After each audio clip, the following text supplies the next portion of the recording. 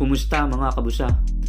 Dennis the Menace Schroeder ibinigay ang kauna-unahang World Championship at nag-ukit ng history para sa bansang Germany laban sa bansang Serbia.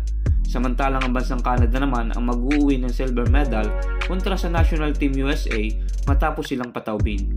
At ito na rin ang huling araw ng FIBA World Cup sa ating bansa ngayong 2023. Pinakahuling laro na rin ng apat na team kung saan unang magsasalpukan sa bronze medal ang Team USA at Canada.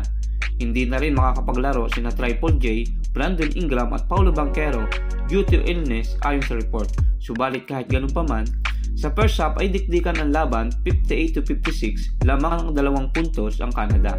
Naging halimaw sa laro si Dillon Brooks na nakapagtala agad ng 21 points sa unang 2 quarter at nag-init sa beyond the arc na may shooting na 5 out of 5. Dahil dyan, hindi na buwang sigaw ng mga fans kundi MVP chant para kay Dillon Brooks sa Mall of Asia Arena. Habang ang Team USA naman ay pinangungunahan ni Austin Reeves at Bobby Portis na parehong may 10 points sa first half. Sa third quarter, nagparamdam na si Shai Gilgeous-Alexander matapos makapag-ambag ng 11 points sa third quarter na may kabuuan na 22 points sa laro. Nabaon na ang Team USA sa 9-point deficit 91-82, pero pagdating ng fourth quarter, sa nalalabing 5 minuto, biglang nakahabol ng Team USA at nakalamang pa sila sa score na 98-96, subalit na natiling mainit si Dillon Brooks na may total na 34 points.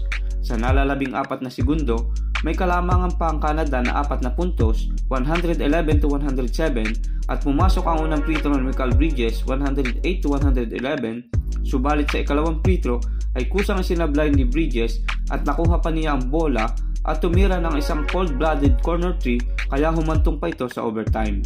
Pero pagdating ng overtime, Dillon Brooks, Shai Gilgeous-Alexander at RJ Barrett ay di na pinaporma ang Team USA sa final score na 118-127. At naging best player of the game si Dillon Brooks matapos makapagtala ng game-high 39 points at 7 out of 8 shooting beyond the arc at may uuwi ng Canada ang bronze medal bilang third placer.